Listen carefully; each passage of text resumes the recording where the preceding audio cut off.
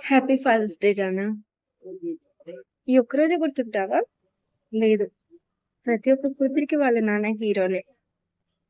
మీకు గుర్తుందా? పెళ్ళికి ముందు మీరేదైనా పని చేయకుండా తప్పించుకునుంటే, మీ అమ్మ మీ మీద అరుస్తుంది. అది కూడా ప్రేమతోటే పని నేర్చుకోవాలి అని. కానీ మా నాన్న, మా అమ్మ మీద అరిచేవాడు. "నువ్వేమన్నా పనికి పోతున్నావా? నా కూతుర్ని పని చేయమంటావు" అని. అంటే ప్రతి మగాడికి తన భార్య రాణి కాకపోవచ్చు కానీ, తన కూతురు మాత్రం రాణిలానే ట్రీట్ చేస్తాడు. మా నాన్న కూడా రాణిలానే ట్రీట్ చేశారనుకోండి. ఎవ్రి ఒక ఫాదర్ అలానే ట్రీట్ చేస్తారు.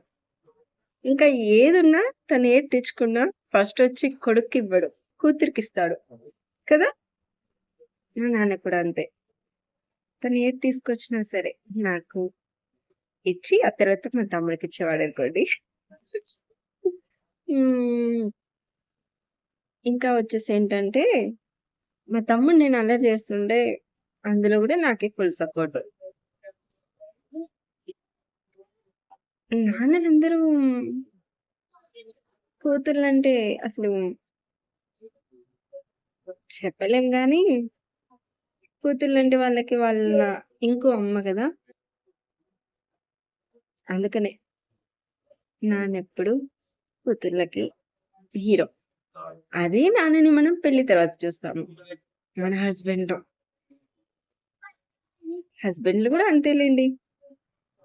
మన కూతుర్లని రాణిలా చూసుకుంటారు. మనల్ని కూడా చూసుకోని వాళ్ళ గురించి నేను మాట్లాడట్లేదు.